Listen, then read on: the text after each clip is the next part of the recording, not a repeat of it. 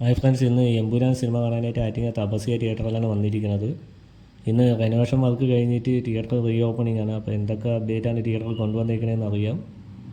നമ്മൾ തിയേറ്ററിന് അകത്തോട്ട് കയറുമ്പോഴത്തേക്ക് first parking ഏരിയയാണ് കാണുന്നത്. അതിവിശാലമായ പാർക്കിംഗ് ഏരിയയാണ്. ഇതാണ് തിയേറ്ററിന് മൊത്തത്തിലുള്ളൊരു വ്യൂ. ഒരുപാട് അപ്ഡേറ്റ് ആയിട്ടുണ്ടെന്നാണ് വിശ്വസിക്കുന്നത്.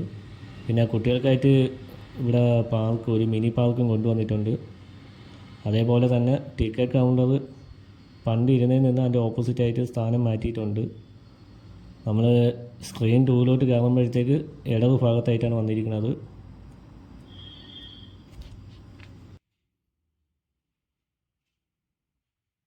നമ്മൾ തിയേറ്ററിനകത്തോട്ട് കയറുമ്പോൾ ഈ കാണുന്ന ഒരു ഭാഗമാണ് സർക്കിളിലേക്കുള്ള ഒരു എൻട്രൻസ്. അതിൻ്റെ തൊട്ട് ചേർന്നിട്ടാണ് കഫ്റ്റേരിയ വരുന്നത്.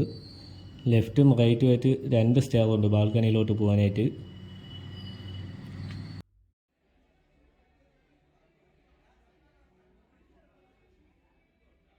നമുക്ക് ഷോ ടൈം വേണ്ടത് വൈകുന്നേരം 6 മണിയാണ്.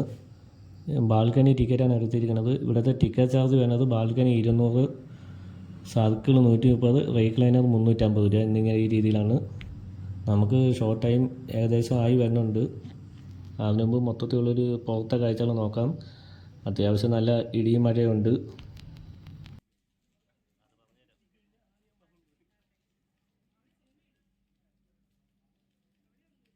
അങ്ങനെ നമുക്ക് അകത്തോട്ട് കയറുന്ന സമയത്ത് ടിക്കറ്റ് കാണിച്ചപ്പോൾ തന്നെ പറഞ്ഞ് ടിക്കറ്റിൽ സീറ്റ് ക്രമമനുസരിച്ചല്ല ഇരുത്തുന്നത്. സീറ്റ് ഒന്നും ബാൽക്കണിയിൽ അറേഞ്ച് ചെയ്തിട്ടില്ല എന്നാണ് പറഞ്ഞത്.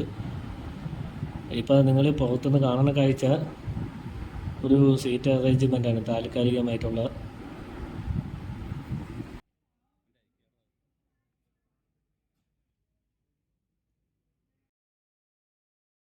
ഇനി നമുക്ക് താഴെ സർക്കിളിലെ ഒരു കാഴ്ചകളും കാണാം. കയറി വരുമ്പോഴത്തേക്ക് റീക്ലൈനർ സീറ്റാണ്, പക്ഷേ അവിടെ റീക്ലൈനർ സെറ്റ് ചെയ്തിട്ടില്ല. അതുപോലെ തന്നെ ഈ ഒരു പോർഷനിലും റീക്ലൈനർ സീറ്റാണ്, അതും ഇതേപോലെ സെറ്റ് ചെയ്തിട്ടില്ല. പിന്നെ മൊത്തത്തിലുള്ളൊരു വ്യൂ കൂടെ കാണാം. ഇനി നമുക്ക് തിരിച്ച് ബാൽക്കണിയിലോട്ട് തന്നെ പോവാം. ബാൽക്കണിയിലെ ഏറ്റവും പുറകു വശത്തൊരു വ്യൂ ആണ് ഞാൻ ആദ്യം കാണിക്കുന്നത്. ചെറിയൊരു പ്രകാശക്കുറവുണ്ട്.